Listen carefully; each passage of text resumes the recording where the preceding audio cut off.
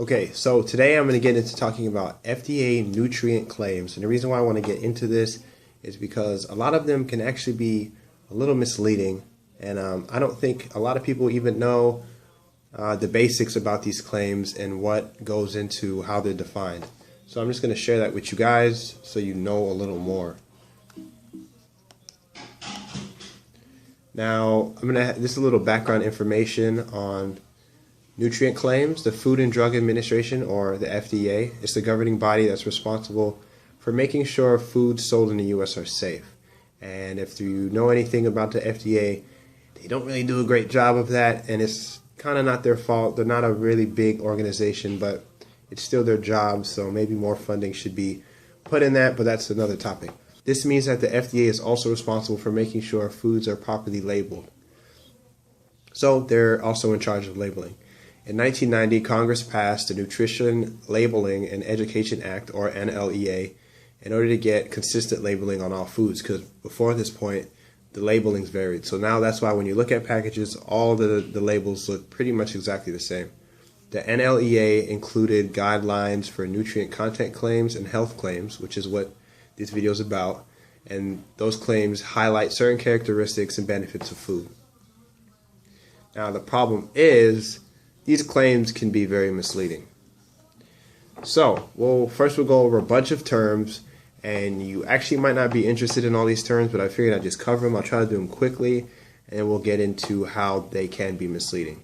So, foods that have that term free on it, they just contain no amount or trivial or physiologically inconsequential amounts of that food. So, this kind of touches on why this is misleading. So examples are fat-free or sugar-free. Terms like low, they can be foods that can be eaten frequently without exceeding dietary guidelines for the particular food component mentioned. Low can be replaced with little, few, or low source of, and examples of things like low fat, low sodium. High, rich in, excellent source of means that the food has 20% or more of the daily value for that particular nutrient per serving. And you can see that on the back of the package. Good source, contains, provides. This means that foods have 10 to 19% of the daily value for a particular nutrient in a serving. Reduced or less. This means that a nutritionally altered product has 25% less of a nutrient or of calories than the regular product. So this means, like, let's say you had a product like Oreos, and they came out with another Oreo. It was still Oreo, but they said it was reduced fat. Well, that would mean that it has to have 25% less fat than the first Oreo. Light can have two meanings. It's either a third fewer calories or half of the fat of the reference food or the food prior. Sodium content of a low-calorie or low-fat food has been cut in half. That's the second meaning. Or you can use the term light as a descriptive term. You have to be clear about it. So you can't be misleading with the term light. It has to be clear that you're talking about the texture or the color or something like that. More, fortified, or enriched, added, extra, or plus. All of these terms mean that a food has less than 10% of the daily value more than the reference food. So the food that they're referencing, it has to have 10% less of that daily value. And that 10% less can only be applied to vitamins, minerals, protein, dietary fiber, or potassium.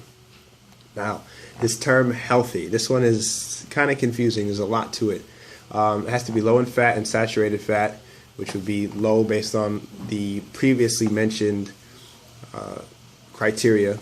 And it has to contain limited amounts of cholesterol, which means up to 95 milligrams, and limited sodium, which would be less than 480 milligrams. For individual foods, and if you're talking about a meal type food like a frozen dish, like a pre-made meal, it has to be equal to or less than 600 milligrams of sodium. Now, also, single item food has to have at least 10% or more vitamin A or vitamin C, iron, calcium, protein, or fiber. A meal type product, once again, like a frozen dinner, has to have 10% of two of those. So it has to have 10% of vitamin A and C or iron. So any two of those that I listed previously. Raw, canned, or frozen fruits and veggies and enriched grains, they don't have to have this 10% rule to be claimed as healthy as long as there's nothing added into these canned fruits or vegetables that would change their original nutrient content. This last term, fresh, just means that the food is raw, has never been frozen, heated, and contains no preservatives. And other terms like you might see freshly frozen. This just means that it was frozen while it was fresh, so while it met this criteria as well. Now, the issues with these terms, the meaning of this video. They can be quite misleading, and particularly they're misleading when it comes to the word free. So let's take a look. Fat-free.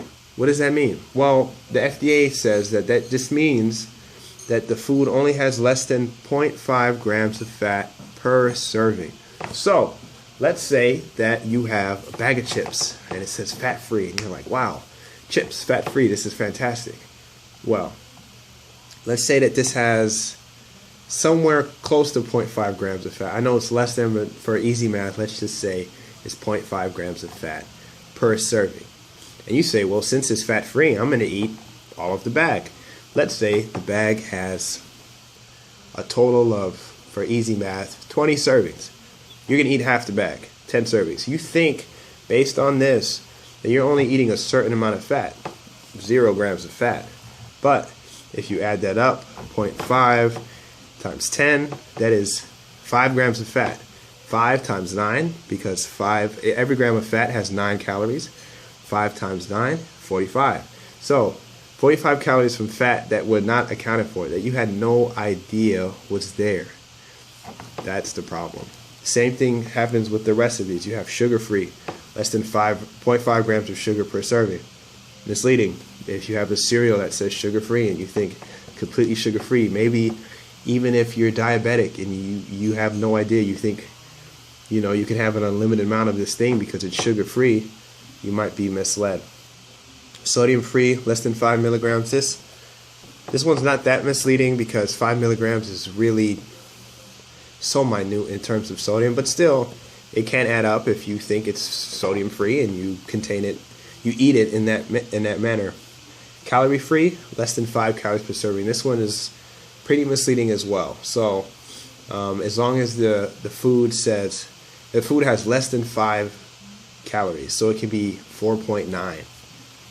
They can put it as calorie-free. So this makes me question things like maybe like Walden Farm syrup. You know, people say, how is it possible that it's completely calorie-free? Well, it might not actually be. It can literally meet right under all of these criteria and then just have 0 for everything.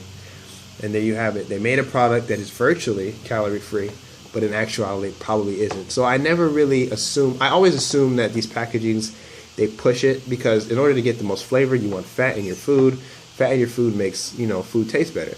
So most likely, if a company is going to make a product fat-free, it's going to have minute level of fat just to add any flavor that they possibly can.